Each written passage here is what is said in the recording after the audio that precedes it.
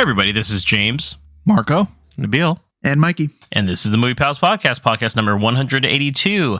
Today we are going to be continuing our Star Trek segment titled Voyage into Star Trek with another review of a Star Trek film, this time Star Trek 4, The Voyage Home. After that, we are going to be doing a full review of the new 4K remaster of the 2011 film Drive. So without further ado, let's get into it. Excuse me, sir. Can you direct me to the naval base in Alameda?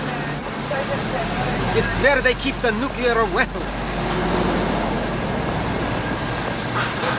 Nuclear vessels. So if you're new to the pod, once again, our Voyage into Star Trek section, we are just reviewing the Star Trek motion films that were released from Star Trek, the motion picture, all the way throughout the Kelvin timeline, or the reboot phase.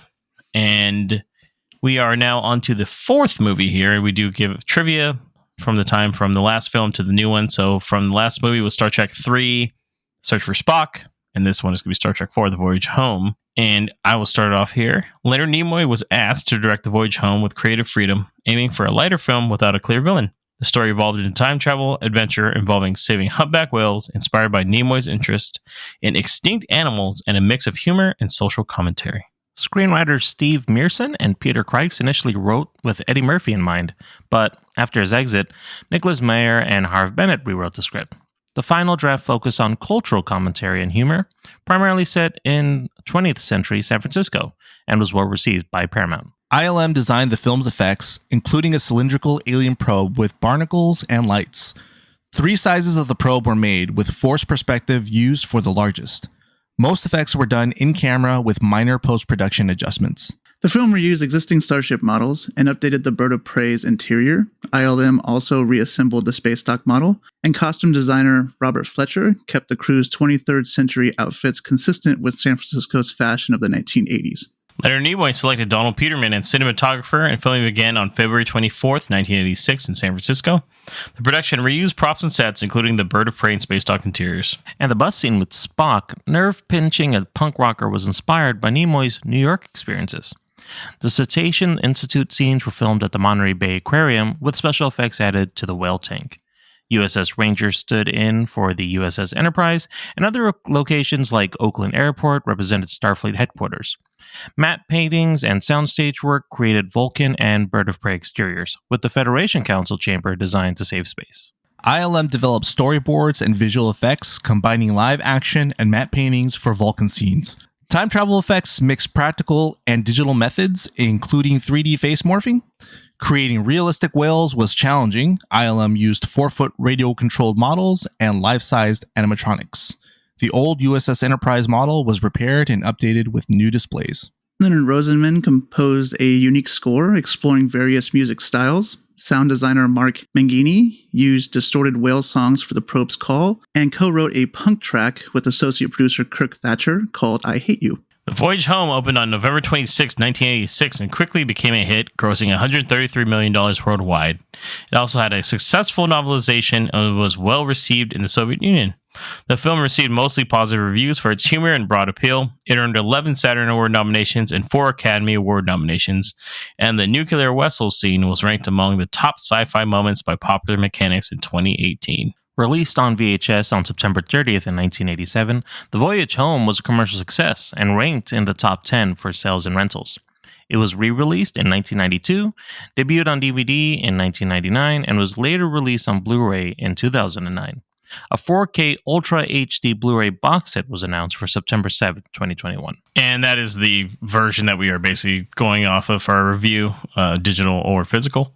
So without further ado, let's get into Star Trek 4, The Voyage Home. Judging by the pollution content of the atmosphere, I believe we have arrived at the latter half of the 20th century. Stardate 1986. San Francisco. Our own world is waiting for us to save it. They have 24 hours. Everybody remember where we parked. Break up. To complete their mission. It looked like a cadet review. We will beam in tonight, collect the photons, and beam out. I want you all to be very careful. Without being discovered. We have an intruder. All right, who are you? You're not exactly catching us at our best. Star Trek 4, The Voyage Home, sitting at an 82% on Rotten Tomatoes, and the synopsis for this goes: to save Earth from an alien probe, Admiral James T. Kirk and his fugitive crew go back in time to San Francisco in 1986 to retrieve the only beings who can communicate with it. Humpback Whales. As mentioned previously, this is directed by Leonard Nimoy, who also did Three Men and a Baby in 1987 and The Good Mother in 1988. It's once again based on Star Trek, created by the great Gene Roddenberry. Written by Leonard Nimoy as well, who also wrote Star Trek VI, The Undiscovered Country in 1991. And Harve Bennett, who wrote Star Trek IV and also Star Trek V. This was released November 26, 1986, with a budget of $26 million. It was a box office success, making $133 million. Movie stars William Shatner returning as James T. Kirk, Leonard Nimoy as Spock, DeForest Kelley as Dr. Leonard Nimoy McCoy, James Doohan as Montgomery Scott, George Takei as Hikari Sulu, Walter Koenig as Pavel Chekhov, Nichelle Nichols as Uhura, and Catherine Hicks as Dr. Jillian Taylor. Like we do with all the previous installments, we want to go over the history of the movie. I'll start with BDJ. What's your history with Star Trek IV: The Voyage Home? I've only seen this movie once before. Like I said, when I was going through these films and renting them, when I originally went through all these I don't have a lot of history. Once again, movie still came out before I was even born, so I was not walking the face of the planet yet on this one when this one came out. So not a lot of history with this. You weren't a roaring 36-year-old in the 80s like I was? No, okay. I wasn't just rolling up after my my shift at the oil mechanics and just... We're starting to think about retirement? Okay, gotcha. All right. Nabil, what's your history with Star Trek 4? I've seen this film a couple times, actually. I've rented it early on, probably, 10 years ago. I think my first instance of seeing it is some clips here and there on TV would air back in the 90s, but I was very familiar with the plot, and it even to this day watching it, and I know we'll go into it, it's still a very wild plot for a sci-fi film, and yet for some reason, I've still kind of have a soft spot and enjoy this film. Right on. Mikey, what's your history with Star Trek 4? I've seen this a couple times. I've been saying that my dad's a pretty big Star Trek fan, and he probably still has like the original release of this when it first came out. So I'm sure we could probably find it in my house somewhere. He's got it on Laserdisc. Either Laserdisc or Betamax, VHS, whatever came out in the first. Yeah, he probably has it in all the different versions from the original side. But yeah, I've seen it definitely a couple times. It's something nice. I do remember mostly. I've seen this one quite a few times. I know whenever they did the Star Trek marathon on TNT or whatever, this one would always be one of the few that I wouldn't skip. Primarily because it took place in pseudo modern times, vastly different than some of the other movies. So, caught my eye and it was interesting. And I don't know, I did enjoy it when I watched it on, even with commercials on. But that being said, so let's go over our thoughts on the film here, starting with Mr. Nabil. What were your thoughts of Star Trek IV: The Voyage Home? I really enjoyed the film. I think the humor that's added into this is much more adds a lot more brevity to the whole thought process of sci-fi in the future and what's at stake compared to the other films.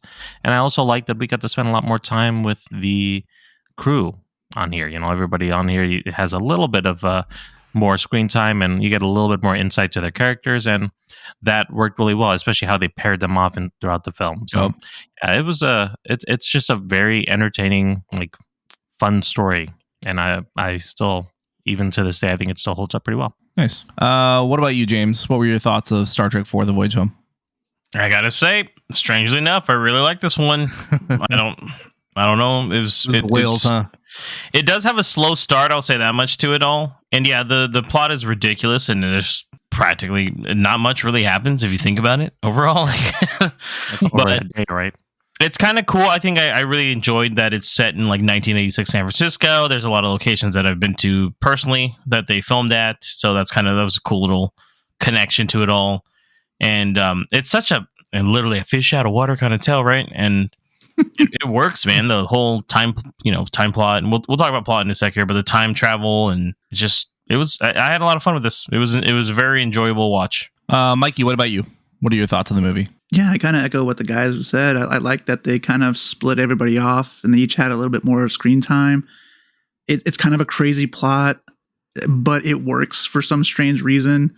them being kind of a fish out of water, like James was saying, just the dialogue between the other people in the 1980s is just hilarious in my opinion. Like it's really relatable as well, especially if you were around at that time.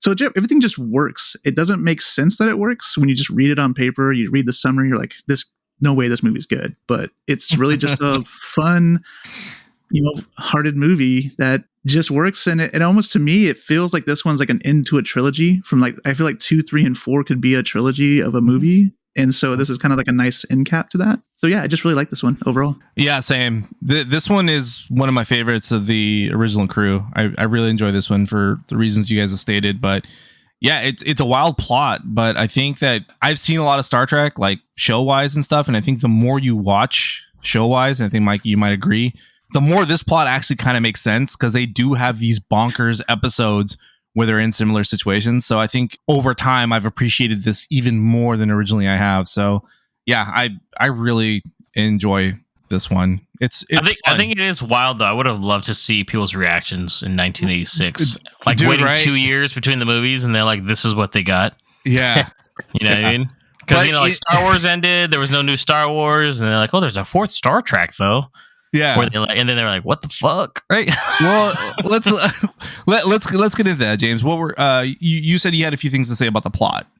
Yeah, I think it's. By the way, we do go over overall spoilers. There's not much to really spoil on here, but yeah, I thought it was well done. Where I thought, first off, it is kind of ridiculous that the only way to stop this probe from destroying the oceans of present day Earth was to go back in time and bring back humpback whales that had been extinct. And there's kind of a message there about like animals and like it stays pretty well. Yeah, I like that idea though, James. Just to add, like because their justification is that the whales have been around longer than the humans, and by the time that probe had visited, that was probably the most intelligent species at the time it communicated with. Yeah, like it's a good kind of like plot point where they're driving it forward, saying, well, technically, it's not really that far fetched because it's just wild. I would never connect humpback whales to a Star Trek movie or anything. No. Like a major motion picture. Like this was the plot. Because this is always the one that people are like, oh, the one with the whales, right? And I'm like, yeah, the one with the whales. And I think I even said that when we did the third one. I was like, this is the one with the whales, right? And I was ended up reading wrong. So yeah. It's cool though. I think there's some batshit crazy moments. I liked the mix of comedy in this one. I actually laughed quite a bit. Same. And I agree with Nabil. A lot of the characters do get a time to shine, but I still think like Sulu and Uhura are like the two that just still do not get a lot. Like it's like they're kind of there, That's really it. Everyone else kind of gets a little bit more this time around, especially like Chekhov and Scotty with their roles and with what they're doing, especially with McCoy. McCoy and Scotty are like that's an awesome duo, by the way. Yeah. I really had a lot of fun. I was like laughing. I watched like the second half of my dad. For one, he knocked out a few times, but for the most part, he thought it was okay. Yeah, and like I said, the plot it's insane, really. And like I just keep thinking about like, would you ever think of a Star Wars film where they're like, we have to go back and save the secret and bring them back? I'd be like, never be so bold. This is episode 10, huh? Wow, we waited this long for this one, huh? Damn. But going further on that, Nabil, like, what did you think of the pacing and the themes of this plot? It being so, kind of wacky and wild as compared to the previous installments.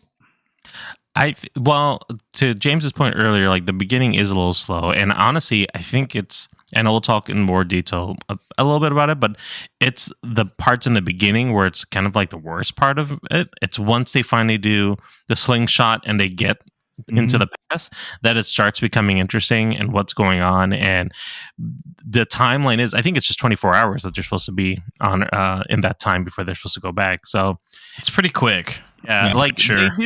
They do surprisingly find ways to get what they need in a very quick, short amount of time. It could be technology from the future that they just kind of throw away, because this is a different San Francisco from 200-300 years in their time. So it is surprising how they I think even Kirk makes a comment like, we're so lucky that we just happen to find these two male and female whales that are already in a tank or an aquarium or whatever, and we're gonna be. I mean, the situation plays itself too because they're about to get moved, and she's like, they won't survive because I mean, they're also from the future, and they're way smarter than we are. I mean, if we were to go back 1800s, we'd fucking run circles around those people. Everything just happens to fall under the lap, right? Like the naval, the submarine, the nuclear navy ship, the submarine that's over there, just in San Francisco, instead of being probably in San Diego, realistically, like just is there. And it was in Coronado, I think. Yeah, like all these things.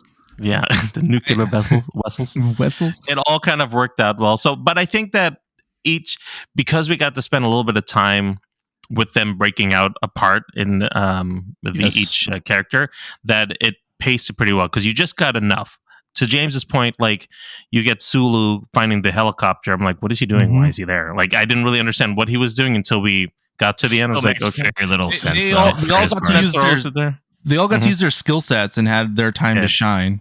But you didn't get too much from some of the characters comparatively. But I mean, it all worked out. Like the only thing I would say ran a little bit long sometimes was, and I guess it's just because maybe it was a little more entertaining, but when you were with Kirk and Spock and they were working with Gillian Taylor, that some of it was a little bit like, okay, when are we just getting to the next part of here? But everybody else, when we were going through it seemed to make sense. Especially like James said, I love the scene where Scott and McCoy were together and they were talking to the plexiglass guy and essentially duping him with trying to like, who's to say he didn't invent it? Like, exactly. That's hilarious. I love the scene where McCoy's just in the hospital and is like, what is this? Dark Ages? I was having a moment. Dark Ages. Is a Spanish Inquisition, man.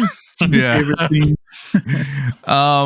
Well, James had also mentioned the whole fish out of water thing, time travel plot line, and the involvement of humpback whales here. Mikey, what were your thoughts of that whole time travel aspect, and of course your favorite, bringing in the whales?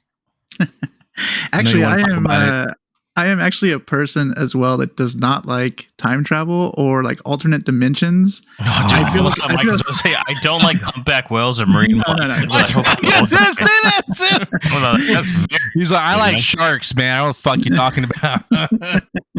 No, but I think it's kind of like a cop out most of the time when people write in time travel or alternate dimensions. It's kind of a cop out to like what the storyline's going to, but in this case it actually worked out well because these guys are from like the 23rd century, and so they're going back in time, and just the kind of that aspect of things, that time travel spot just made it so the characters can just act natural and it's kind of funny, and so it kind of worked in this place. So, and then the humpback whales, well, I didn't get it at first here, and they kind of explain a little bit of it, as far as like the whole probe thing that's coming through is making this sound, and the whales are making the same sounds, but it's underwater, so it's like dampened, so it doesn't have the same effect as the probe does. So they kind of explain everything like that, and so it didn't bother me. Right? It still felt like they were in a different world they had to discover, and this is all about exploration. That still counts, and finding out new intelligent life and civilizations. Like, no one would ever think, oh yeah, like we never knew that whales can communicate in that way through song, or at least not everybody, And I kind of like that they explored kind of those themes, that it's not just outward exploration, but inward exploration too, I think it helps too, learning about the probe, like reading it. It's supposed to be like made of coral. It just doesn't look the greatest, no offense. So now hearing that, I didn't even realize that. That makes more sense that it's probably from like an ocean planet, and that's just something similar. So that is better, because the presentation, though, unfortunately, the way that it looks like a stick in the sky, right? And looks like a metal rod or something. Right? It's like a cylinder. It's like the wannabe thing from 2001: A Space Odyssey. Yeah, a little bit. Square thing in 2001. Monolith? The monolith. The monolith. Yeah. Yeah, no, I can see that. But now knowing that it's supposed to be like more coral, like I feel like if they ever redid this, it would look way more oceanic looking, Mm-hmm. Like, it would probably make more sense. Like, oh, that's why it wants the fucking whale sound. But that actually helped with learning the behind the scenes on that one. So So let's go into notable character moments and our thoughts on the crew. I'll leave this one open. Any moments or performances that stand out, or individual stories with the crew members? I gotta bring up I'll leave this Shatner one this open. time around. Did he seem like he acted better this time around to you guys? Yeah. Yeah, definitely. Was he skinnier too? I was looking out for the gut, dude. I was looking at it too, and I was like, oh, he looked dang. like he did a better job this time around. I was like, Was that show he was doing, the Booker or whatever, the cop show? is that why? I think so. That wouldn't make sense TJ then. Hooker. Yeah, TJ Hooker. That would remember make that show. sense. Then, Booker, but Hooker, yeah. I actually found Yeah. him to be really funny. His comedic timing, this one worked well. I don't know if maybe just they were more better working with Leonard Nimoy as a director this time around. I think him He's knowing more the characters charismatic, better. Yeah. Well, I mean, Even he's been if- playing it for like 20 fucking years at this point, right? So Yeah. he's like, I finally figured it out. Like, took you 2 decades? But I like there's and it's just like the comedic scenes are just great. Like when they're selling the glasses and he's just like, I'll give you $100. He's like, is that a lot? Like, so that- I looked up. It would be the equivalent of only $300 today's money. that's fine for what they needed, I guess. Between like seven I of thought them. it was hilarious that they never changed outfits, by the way, and it stayed the entire time. And then I just thought about it. I was like, is it because like even back then San Francisco was seen as kind of weird and they're in like Haight Street and shit, and they like, they probably accept him here if any city in the United States, 100%. Yeah. especially Spock. Spock's wearing and I like how they explain that he just in the free speech movement at Berkeley, like he just took LDS, and she's like LDS. You mean LSD? I really do like that the other crew members get more time to shine in this. Like Pavel and Uhura, especially, they sort of got sidelined in some of the other movies. So like I still think Uhura is still kind of sidelined. No offense.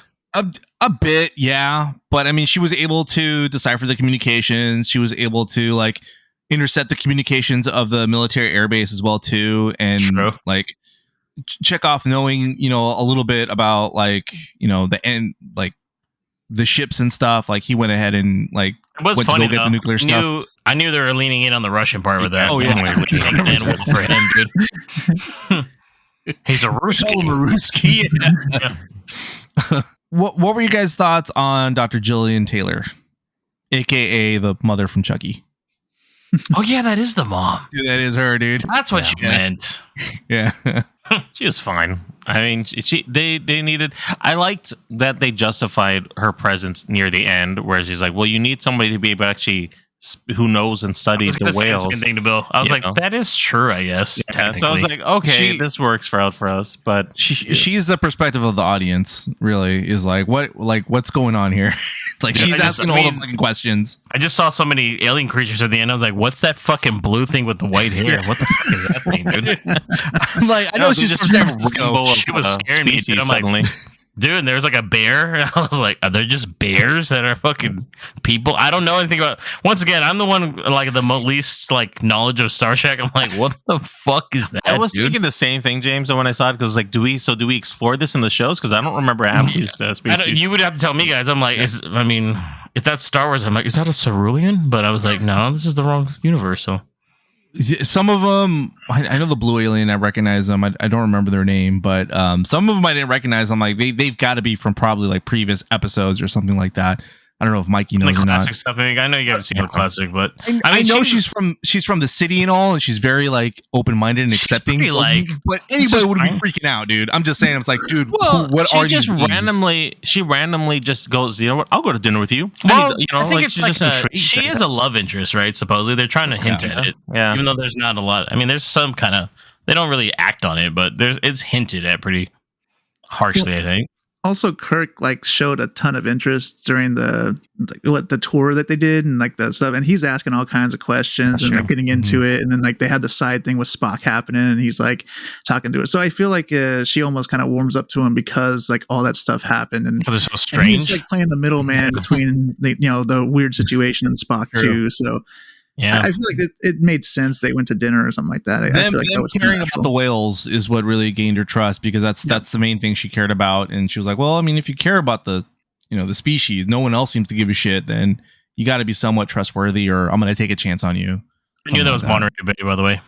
I was like, wait, that entrance looks way familiar. Yeah.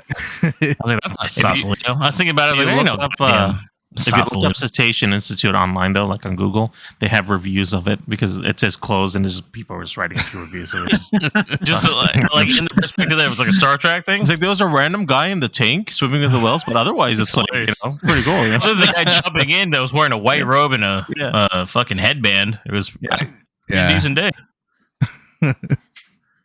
Mikey, thoughts on the overall look of this film? Because I know it's very different because very little takes a place in space. Majority of it takes place in SF. Yeah, I mean, I liked seeing some of the things I've seen in real life. I mean, I'm pretty sure we've said it before here, but we're all in the San Francisco area here. So I like seeing some of the same plots. I think James said that also when he was talking about it in general earlier. Yeah.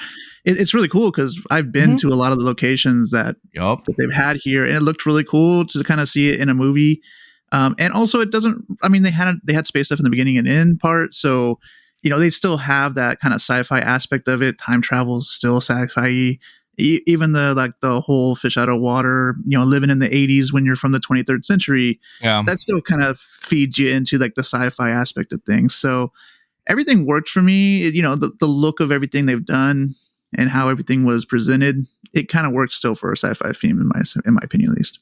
Yeah, no, totally. And they do cut back and forth to the future as well. Like you start to see like more of the damage happening because of the probe.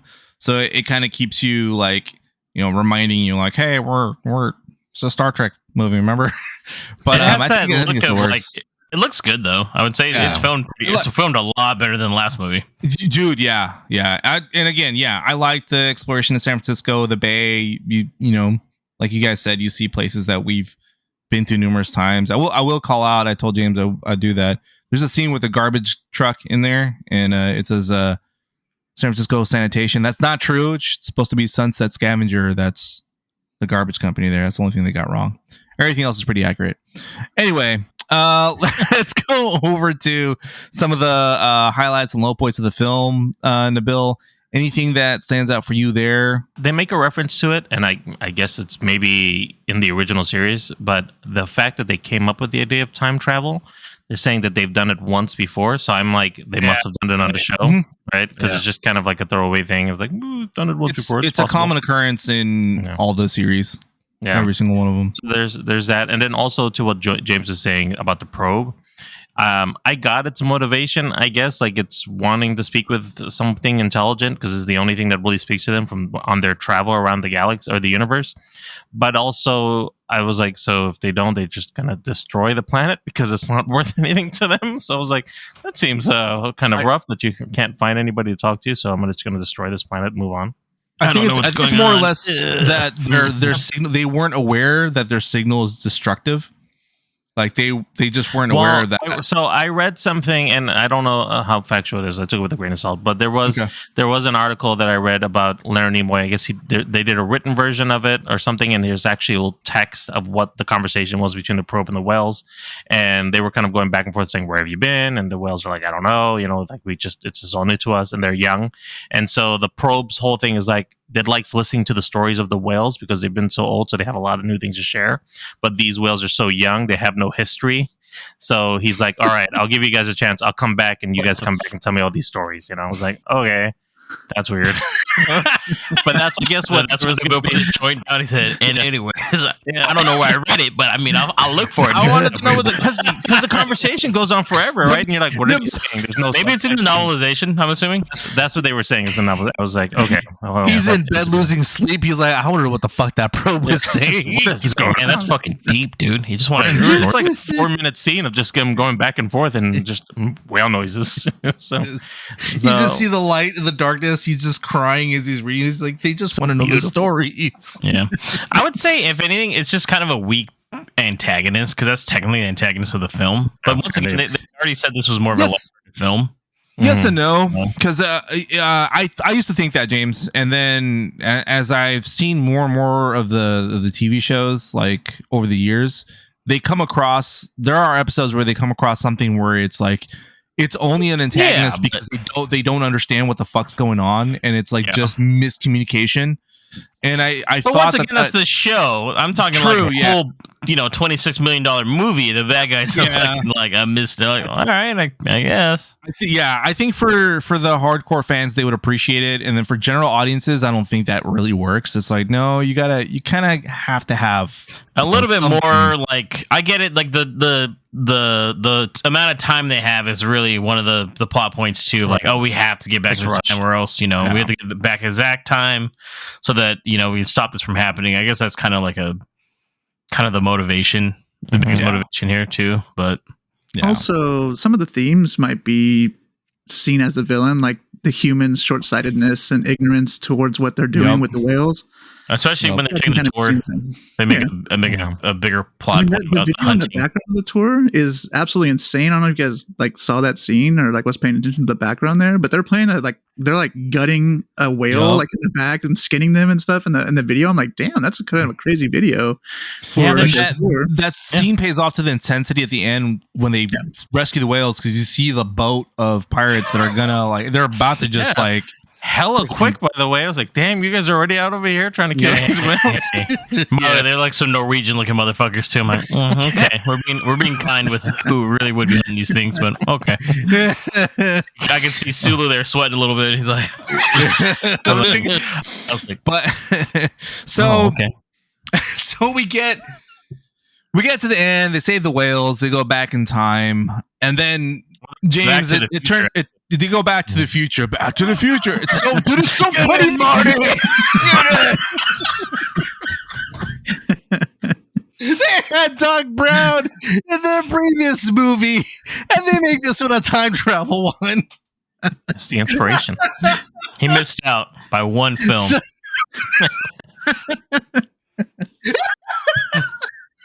So speaking of, they've been basically, this crew, Kirk and crew, have been on the run basically since the end of Wrath of Khan, because they went to go they went to go freaking, it's probably been 2 months maybe after that, and they technically lost the fucking Genesis device, and they went to go rescue Spock against orders and everything, and he's got to face consequences and face the music. What are your thoughts on that, James? It's pretty convenient that he gets demoted, right, to captain. It's really convenient. It's almost like they obviously knew they were going to make some more movies, and they were like, they have to get away from him being an admiral, because his rank just means that he should not be doing all this stuff to begin with. But I mean, he did save the planet, and so they kind of have to give him a little toss up, oh, the only thing is that you did go against orders, so it's on you. So we're demoting you back to captain. We're going to assign you a ship, and it's like, I think that's kind of what he wants, though. Yeah. It's sort of like they both get what they want. Like, he's not meant to be an admiral because he's so reckless, but that recklessness seems to work better as a starship captain, because you're supposed to make those types of decisions in a split second, versus an admiral is supposed to be more reserved. You're supposed to look at the big picture, not the task at hand. It's wild. Hey, I know you're 55 already, but he's like Maverick. He's I was gonna say, like Maverick. He's stuck a fucking pilot. Yeah, it's very similar to that. And then it's just man, he got an old ass crew, right?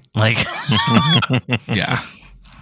Although for this film, I would say the age didn't really matter for what they were doing. It still worked for just character wise and age wise. Because I know it blows my mind they did 2 more. I'm like, dude, McCoy's already, like I said, 66 this movie, so pushing it. And then after that, the big moment, the big reveal.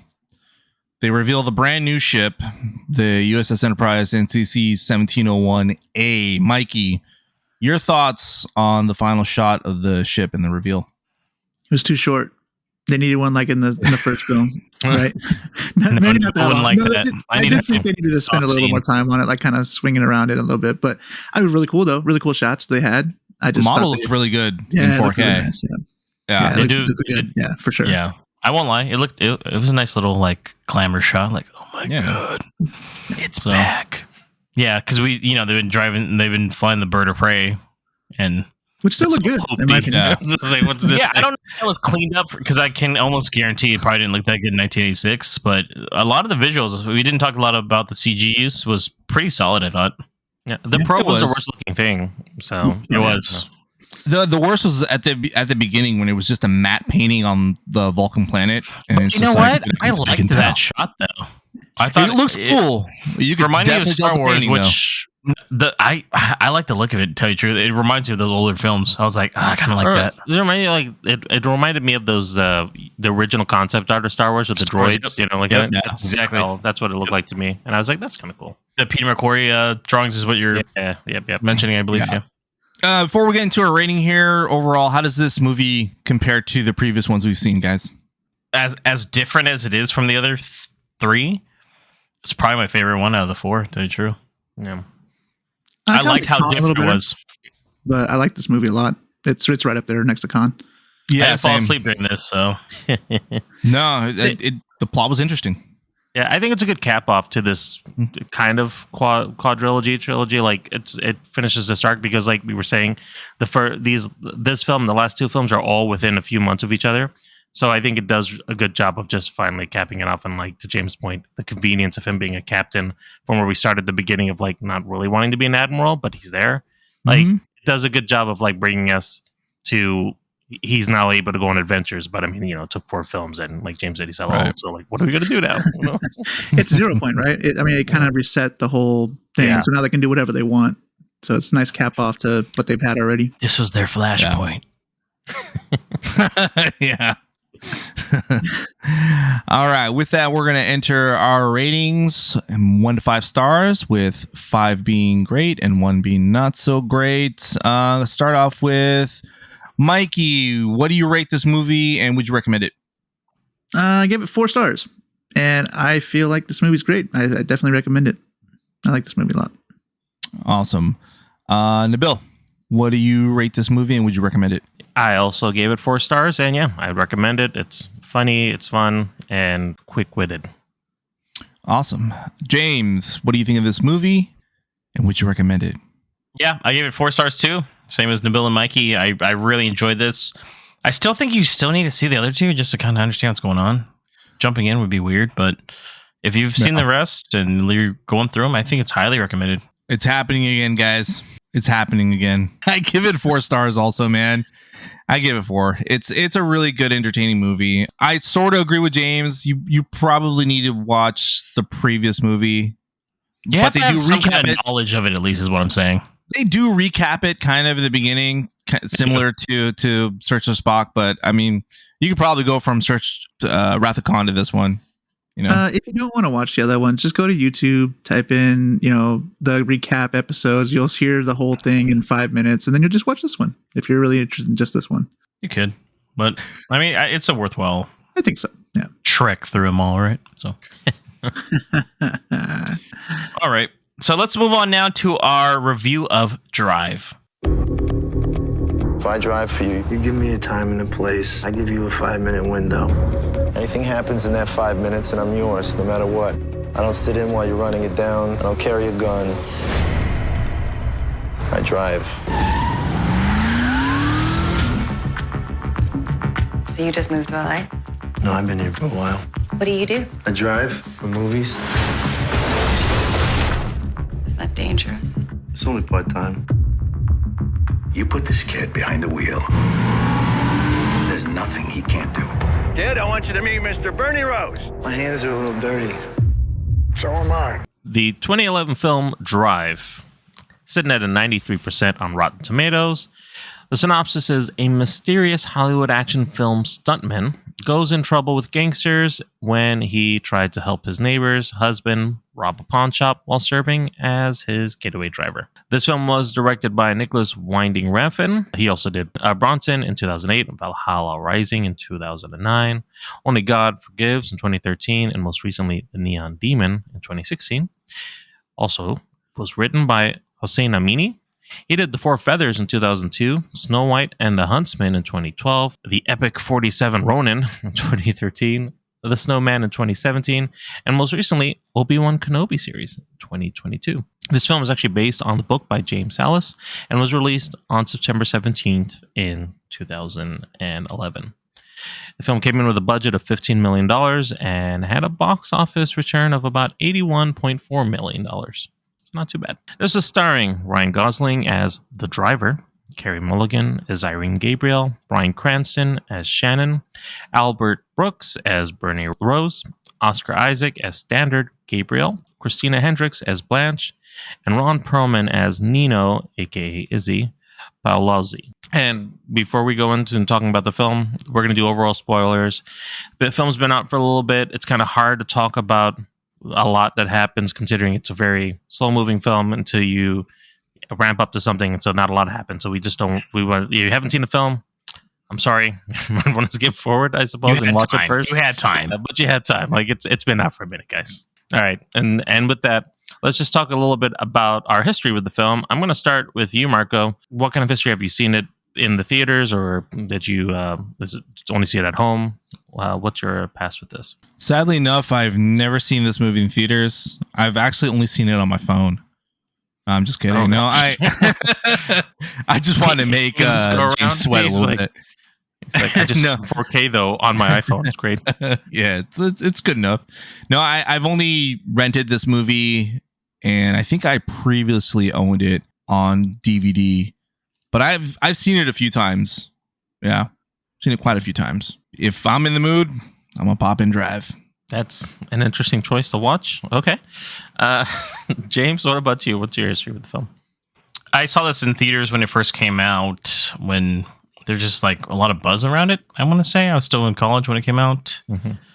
And yeah, no, I owned it on Blu-ray back in the day, and I've seen it a few times, but I haven't seen it since then, probably since like 2012. All right. And yourself, Mikey, how about you? So I know I've seen this. I don't know when or how, because I didn't remember this movie when we talked about watching this. I actually thought it was a different movie. Then we talked about it a little bit more. I was like, wait, I don't think this is the movie I think it is. And watching it, I did start to like come back to me. Like the scenes started like I started recognizing stuff. So I know I've seen it, but I don't know when or how long ago. I didn't remember very much of the movie, which was kind of exciting because I like this movie a lot. So yeah, I'm the same. I've seen this. I saw this in theaters when it came out, and then I know I rented it on DVD when it came out afterwards, a few months later, and that was the last time I've seen it. So it probably 2011. You guys are fucking DVD. 2011. Well, yeah, you know, we ain't got that Blu-ray. What the fuck are you talking about? Yeah, I didn't give a shit about Blu-ray back then. I still had VHS. What are you talking about? Yeah, I had that shit burned onto a VHS. I recorded it and then played it. We had Napster then, right? So I probably just downloaded everything. 2011? No. No, they had she was Blu-ray. done by then. Yeah. So that's I know I rented it and watched it afterwards, but it's been, I guess, since then almost 12 years since I've seen the film since. So what did we think about the movie? Mikey, did you like the film? Or meh? No, yeah, I really like this. I thought it was a fantastic movie. It starts off a little slow, seems really simple at first, but there's a lot of intertwining characters, intertwining events that happen. And then you kind of mentioned it when you were kind of saying we're doing spoilers, but like there's events that happen, and then like the movie goes into overdrive and starts getting really crazy, like over the top action, cool stuff happens, and in my opinion, it's pretty shocking. Like when it makes that turn into being a little bit more intense, it gets really intense really fast. It ramps up hard, doesn't it? Yeah. And because of the character design as well, you know, he's kind of reserved. He doesn't have a lot of talking parts. He doesn't have a lot of dialogue in it. And it really kind of makes the intensity that he has later on that much more intense. And I really like the aspect of how they kind of drawn it out. I mean, he's shown very differently throughout the movie as kind of having like this two faces to him. I don't want to say two faces, but like two personalities almost. And I just really like how they kind of just blended that throughout the movie. I liked it a lot. How about yourself, Marco? Did you like this film? What are your thoughts on anything that might have stood out or the plot itself? Oh, I'm not going to lie. I fucking love this movie, dude. Like a lot. It's one of my favorite movies, dude. I kind of like what Mikey says. You know, it does start off a little slow, but I kind of like that. There's escalation in the movie, you know, where it starts off with a simple heist, and then it turns into having to do like a robbery, and then after that having to basically fight for your life and for those you care about. And there's even escalation in the characters of the driver, you know, in his personality and in his actions. And I like how those things mirror each other throughout the movie, and I noticed it a lot more this time around. It's fucking great. And James, and with yourself too, did you like this film? And then what do you think about how this the story of the kind of mystery driver played out in the film? I really like this movie. It just reminded me, rewatching this, like I said, it's probably been 10 plus years since I've seen it, and it just oozes with fucking style. The entire movie, the soundtrack, the lighting, the everything, how shots are set up is just, it's great. And I like the story of the driver. We don't get to know a lot about him at all. And he, like Mikey said, there's two sides to it, because he's like a quiet, well-rounded guy at first, and it seems like he's very precise, but then he has like this really violent side to him, where if you push him to that edge of it all, then he's gonna do what he's got to do. It's almost like a Western, almost like a modern day Western, where like the man with no name like comes into town, and it's almost, I don't know if you guys have ever seen Shane, but it's like Shane, where this guy obviously has a past where he's running away from some kind of violent past, most likely.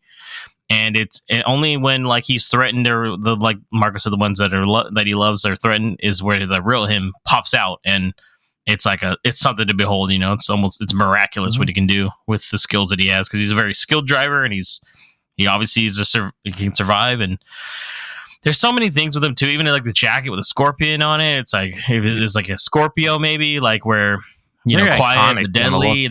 There's a lot going on. Yeah, it's his true nature. So it's pretty awesome, man. I won't lie. I really enjoyed this watch again. Yeah, I'm with you guys all in here. The film is just an amazing piece of cinema. Just to James's point, just from starting out with that LA kind of 80s retro feel with the music, the pink, purple, like the lettering. I'm like, this is the neon lights kind of thing. Yeah, it's super cool. The car, the chase scene. Yep. That they're starting up in the beginning, it just gets you into the character, and you still don't know much about him, but the opening line is the driver talking to his client and letting him know his rules from the get-go. So you're already just setting up like, this guy doesn't take any BS. This is how he plays his, these are the rules he plays by, and this is what he's going to do. And that's exactly it from the start of that chase scene up until we start going into it. And I really do think that this film specifically does a good job with letting you sit in those quiet moments, because he doesn't speak much.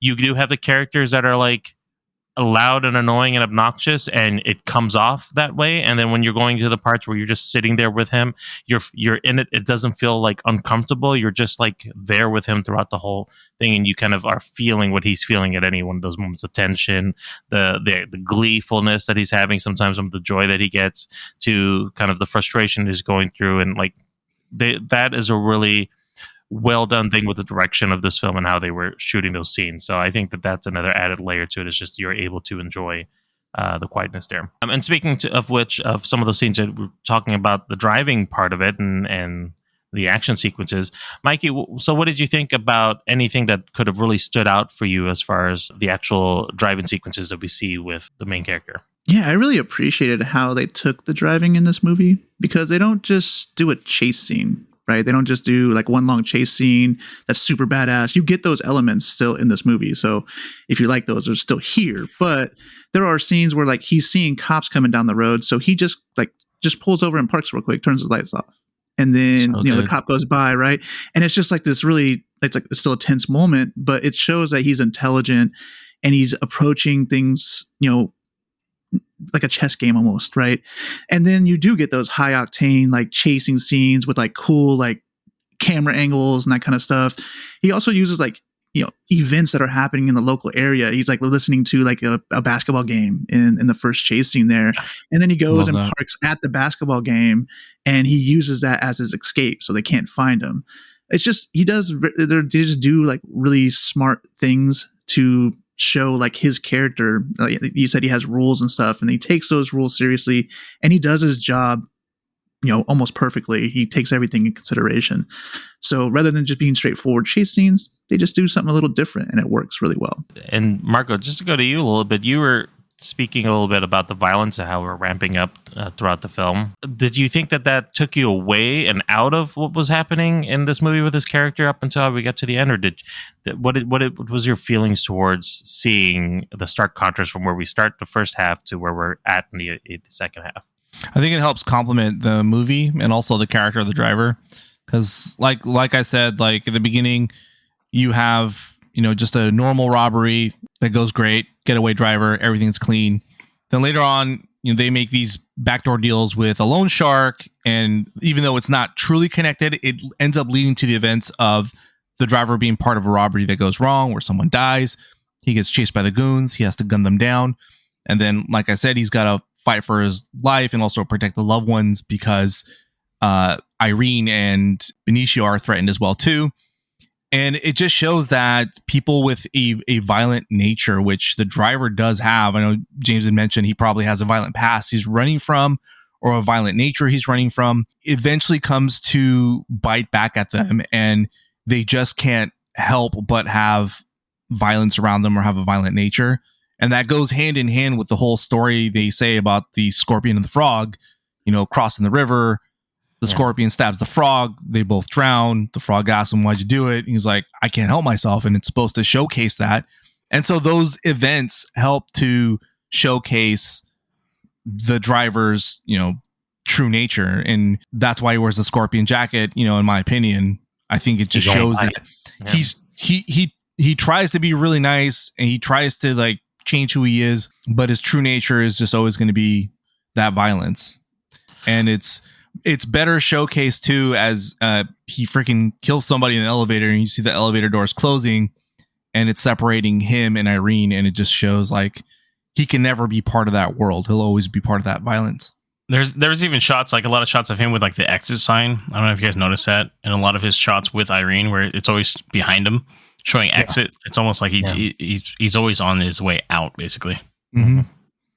And I think that that like that scene with the elevator, you see he gets just that one moment of like what it could be. He kind of has a kiss scene with Irene and just revels in that moment for a second, and then just knowing that the henchman is going to come and attack him, they go into it, and we know how Irene's going to take this, but the extreme nature of how their driver essentially kills this henchman, and like it's not just a matter of just like stopping him and just beating him down, straight up just like pounding his skull in with his his foot, just with his boot. Just it's intense, man.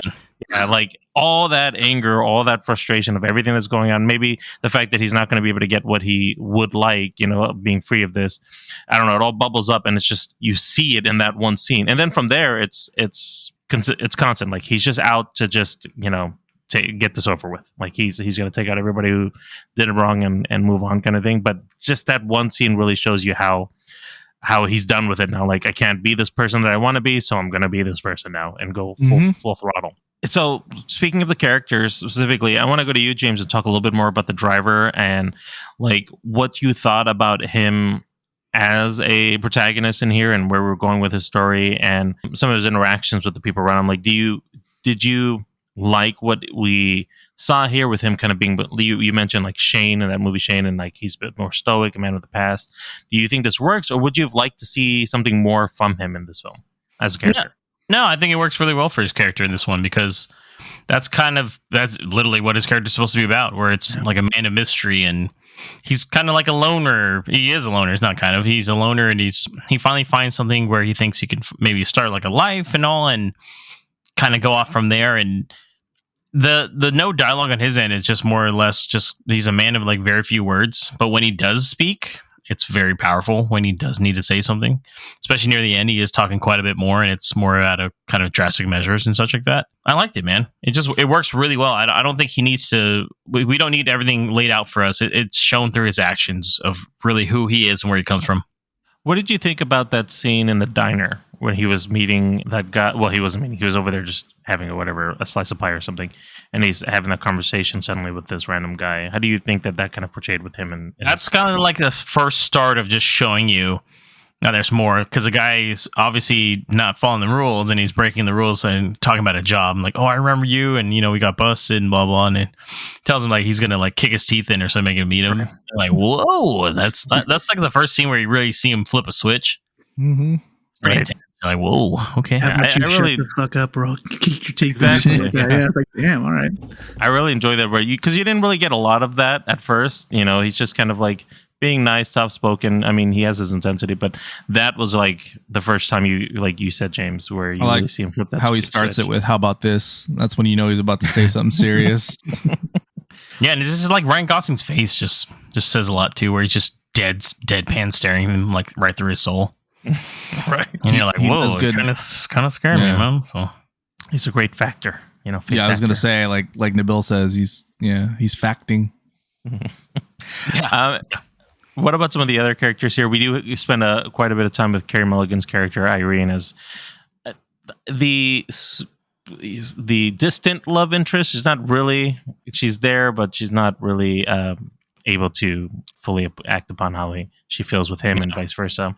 There's a little bit before Skinner gets there. You kind of see like the hand holding and like, oh, maybe she's like cute with it. Yeah, he does roll with her son too, right? Yeah.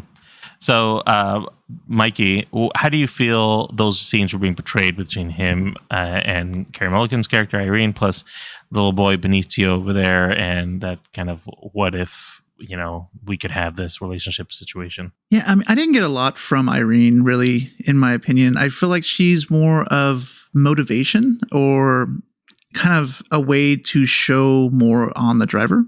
Like you can see like when they first meet, right? They're in like a supermarket and he like avoids her, but he listens in. So he's kind of, got a little bit of interest there.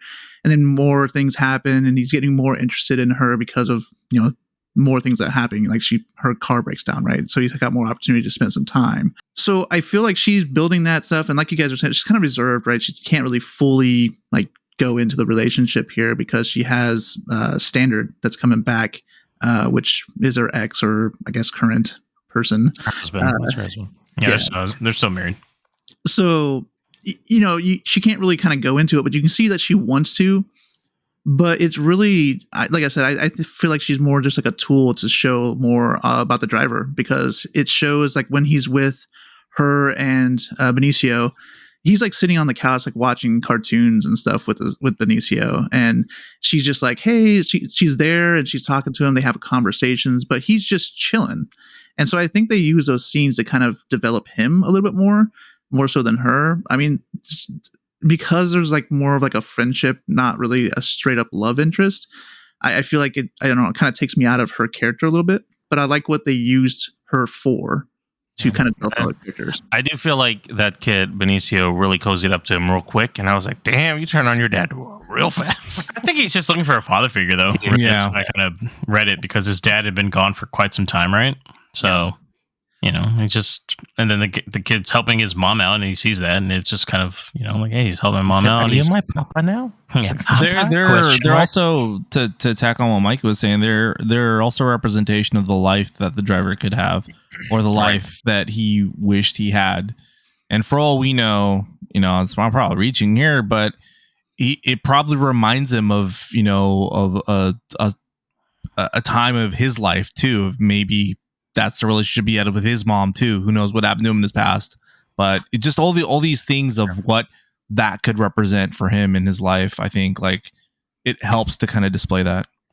Well, let's add on to that, Marco. With Standard, we find out he's out of jail and he's puts a wrench in the whole situation now, and he's back. Like, how do you think Oscar Isaac's character was really brought into the fold? How that impacted that relationship, and do you even feel that what resulted with the driver and how that heist scene took place? Do you think that motivation was justified for him, or do you think that maybe was out of character for what we've learned so far? Not really, because even though the driver is of a violent nature, like he means well, like he wants to do good, and because he became attached to Irene and Benicio, he wants to do what's good for them. Standard is a wrench in this life that he could have. See what I did there? Because he's a mechanic and it's a wrench. Anyway, he's a wrench in that life, in what the driver could have. And so rather than living, that life instead, he's going to live vicariously through Standard and help him get out of the situation for not for Standard, but for Benicio and Irene. And so because the driver himself, though having a shady past, he again wants to, do what he feels is right and do what it takes to protect the people that he sort of got attached to. So I think it kind of works, and he goes along just so that things don't go wrong. But unfortunately, because he sort of did let his guard down a little bit, he miscalculates and doesn't see the trap coming ahead of him. Yeah. Also, it could be to what James was saying earlier with the exit signs. He's always looking for an out almost. He might have just been using Standard as the out, right? He's like, okay, I'm in this. I can see like where it's going to go. And he's still kind of reserved. He's still holding back, his whole persona, right?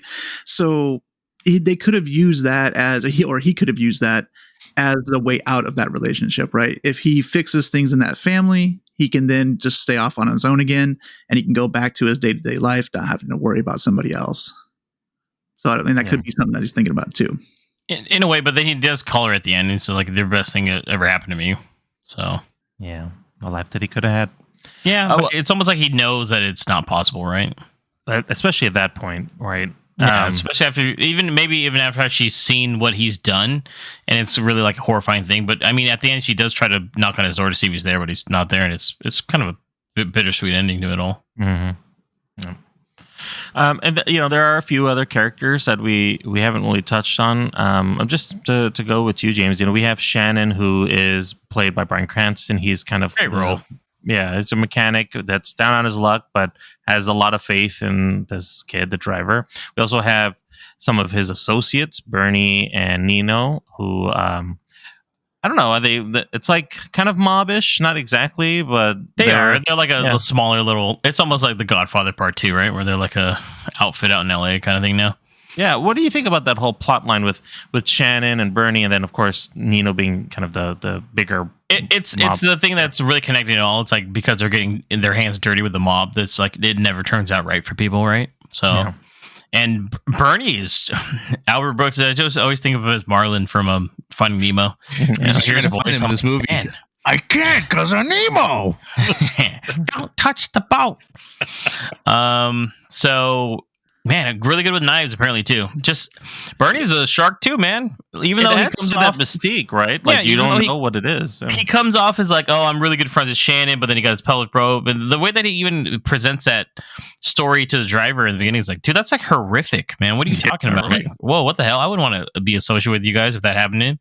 That's why Shannon has the limp and the leg thing, and Shannon's just trying to. I thought, like, once again, Bryan Cranston, great. I think he's still a lot of scenes. He's just a great actor overall. This role fits him really well, even though it's a pretty minor role. And then Bernie, and then even Nino is like they're the gangster guys about it. Bernie reluctantly has to like let Nino in, like take care of the driver and Shannon because of his fuck up, basically. But still, both very violent people. Nino's a piece of shit. It's awesome. It's Ron Perlman. By the way, it's just like he does a great job of it. Yeah, I forgot he was in this movie, and I was like, oh yeah, Ron Perlman's the asshole in this one. So it just adds to it. It's part of that other layer of the plot where it turns out like Nino is really behind the entire thing, and he was trying to take the money from them, and there's reasons why, and it all comes full circle. So I thought plot wise it worked out really well because of that. And I think that like this is like this is a good case study with these characters of how you do a lot with a little. Like they could have just easily been typical gangsters, and to some extent could be that as well. But then you even get to the point where he explains himself and saying like the East Coast, mobs still belittling him. He's like, I'm fucking 58 years old and they're still calling me a kike kind of thing. And it's like he's trying to prove himself, and he's like, what else do I need to do here? And look at these guys always fucking me over. Like you get just enough into who they are and their characters that you're like, I get this guy. There's a lot more into them, and some of this is just business. This guy, Nino fucked up. He didn't know what was going to happen, but he's owning up to it. Bernie likes Shannon, and he likes the driver, and he has this whole business venture. But business is business. This is what it's got to be. You know, like everything around this, you get enough from them where they're compelling and you get the motivations, and it doesn't just seem like it's a one note like, well, I guess we just got to kill these guys and be crazy on the street. Like, sucks, but I mean, I see the point of it all too. But they also further help represent that because the driver's been in that world, he can't ever really leave it. It's just always there. Yeah. And so, I touched a little bit earlier on about like the scenes with the cinematography and sitting down with the character in the silence, and then even the music with the vibe that they have of, like you were saying, Marco, the kind of the neo-noir setup that they have over here. I'll go to you, Marco. What did you think about the use of the colors and the lighting and like just the style of this film? Did you feel like this is a good fit for this, and what we were trying to give off here?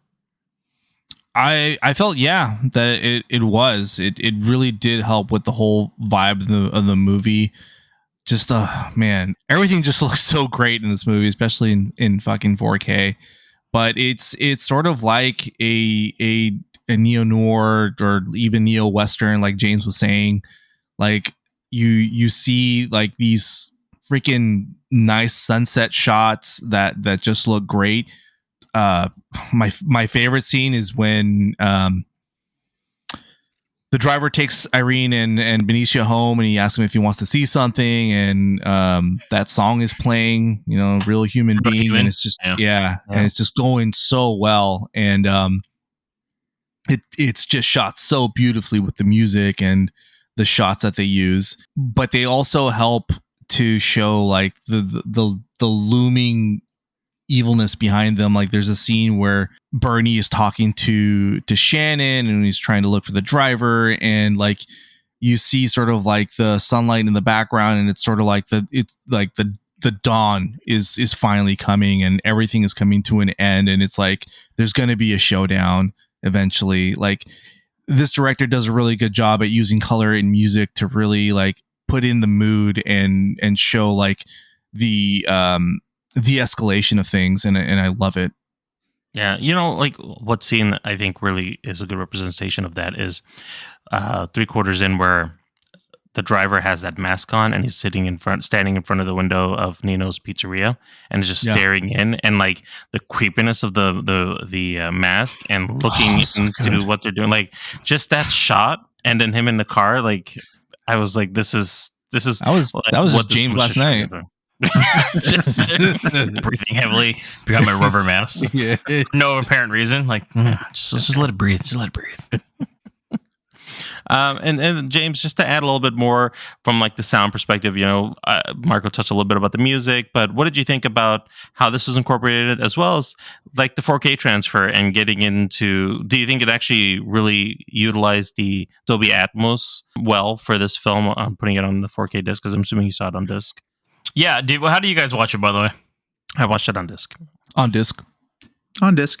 And you guys got the Sony release, right? The new one? Yep. Yes. Mm-hmm. Yep. Okay, so I have DeBill for my birthday last year bought me a shit ton of 4K movies, which is awesome. He got me the Second Sight import because this movie came out a while ago on 4K overseas, and a lot of 4K movies are they're not region locked, so you can actually watch them on your players. Totally fine. So my version, apparently, it's a very similar transfer between them. So it's apparently my darker scenes are a little bit more sharper, but your guys' Atmos track's a little bit thumpier, apparently, from what I've read. But I thought it was great, man. I thought the transfer was really good. I thought the sound was great, man. Especially with that music. There's even in that beginning scene, the bass.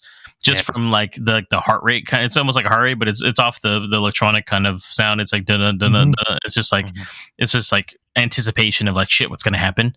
But I think the soundtrack here is fantastic. I used to listen to the soundtrack all the time, so there's a lot of great moments in the soundtrack. The 4K transfer, Atmos sound, however you watch it, Second Sight, Sony, or even digital, because they are on 4K now, it's going to look great. It's going to sound great. I thought it was really well done, especially with those colors. They just pop so well. Especially the neon colors in the beginning and the city skyline. And then, like Mark was saying, any scenes with the sunset, I thought it was fantastic, man. So overall, just really well done. I just wish that Nicholas Winding Refn just did better movies since this. I don't think he's made a good movie since this movie. unfortunately. He's very artistic. I know he's done 2 shows that I have not seen, so God knows then, but his other movies are just really kind of far out there. I don't know if you guys ever seen Only God Forgives, but that's one of the most wildest movies I've ever seen. But once again, he uses that colors are always present in his movies, especially these pinks, these purples, these blues. They're really well done. So it's a lot of style that he has. Yeah, it's more style than substance sometimes. Almost, especially for his later stuff. Like I said, I haven't seen his shows, but yeah. We've talked a lot about different parts of the film, but is there anything that anybody wants to highlight as a really good part, or maybe something that they just really didn't like in this movie? I mean, maybe pacing early on is a little bit slower, but truthfully, I like the pacing still overall. Yeah, same. I think it helps with the story, and again with the I watched this with my parents, and they enjoyed it. My mom thought it was too violent, obviously, but yeah, I saw it with my brother and his daughters, and we all enjoyed it. Yeah, she was like, "It's sad how it ends." I'm like, makes it though, you know. Well, I will say one of the scenes that I did enjoy a lot too. Another part was when Bernie and Nino are in the pizzeria and essentially all the shit's hit the fan and they're just like, God, where he kills a Doc or whatever. Yeah, and he just kind of nods, right? Like, because he got to take out everybody, and Nino just nods at Bernie. Because he's like, who else knows about it? He's like, those are only 2 people that can connect you. Like, technically, there's one more guy sitting at the table. Might he just say, was it necessary to stab him in the eye? And I was like, he wanted it to hurt. Yeah. He wanted it to hurt. He's the master of knives. I don't know. He's a knife guy. You're right. Yeah, no, this is for Nemo. Cool, just style wise, where he goes in and you see him, just the hammer comes down. Yeah, he's kind of hiding it, and you just see the back shot, and he's already got blood all over him, and he goes in, and then he just beats the shit out of the guy and puts the bull in his fucking mouth, and I was like, oh my God, man, to swallow that shit. Yeah, I was like, that ain't gonna come out nice. So. No, I think the very first scene too, where they kind of amp up the brutality, is like the apartment scene where the girl gets her head blown off, right? Yeah. Like everything up to that point is like fairly tame, and then this one, it's just shotgun to the head, and you don't see the head anymore. Like it's just across the wall. Like dude, he takes the rod from the shower curtain and stabs the dude in the throat with it. And I was like, whoa. Yeah, it amps it up so fast. I don't know why I remember that as being like a body shot, but no, I was like, oh no, she gets her fucking brains blown out. I remember that. Yeah. That's the one scene I was waiting for that to happen. I was like, I remember. Yeah, Christina Hendricks tried to be an actress after Mad Men or during Mad Men. This was like her time, and she's done a couple of things, but she never made it big in movies. No, never went off. She's always going to be known for Mad Men. Yeah. And the sad part is such a small role. She played it really well. You know, it's like. Okay. Yeah, it's pretty small. Yeah. And then it's cool because like Oscar Isaac was a nobody during this film, and then after this exploded. He became Moon Knight. Oh yeah, that's the role I definitely associate him with. Oh yeah. All right, so with that, let's go into our ratings here. I'm going to start with you, Mikey. What did you give this, and would you recommend it or not? I gave this one 5 stars. So I definitely would recommend it. I was very shocked at how much I just love this movie. I wish I had seen it more times. It was great. So watch it. And James, how about yourself? I give this one 4.5 stars. Highly recommended. It's a really great film. All right. Marco? This is a perfect movie for me. So this is 5 stars. I highly recommend this movie. And I also gave it 5 stars. I agree, Marco. I think it's a perfect film, and it's hard to find any faults with it. I think it's worth a watch, even for the gory parts at the end. Just cover your eyes a little bit. You'll be fine. All right. With that being said, that is the end of the podcast. Appreciate you all for tuning in. Marco, let them know how they can reach us. You can listen and follow us on your preferred podcast platform. We are everywhere. For a convenient link to all our social media channels, visit linktree/moviepalspod. That's linktr.ee/moviepalspod. And remember, smash that subscribe button and you'll never miss an episode on this drive or the next. Plus, catch us on TikTok for sneak peeks of upcoming episodes and exciting movie content. Follow us at MoviePalsPod. And make sure to tune in for our next episode, podcast episode number 183, where we will be continuing our voyage into Star Trek with a review of Star Trek V, the not-so-final frontier, the final frontier, I should say, as well as a review of the new thriller, Speak No Evil. Thank you, Nabil. Until next time, this is James. Marco. Nabil. And Mikey. Have a great one.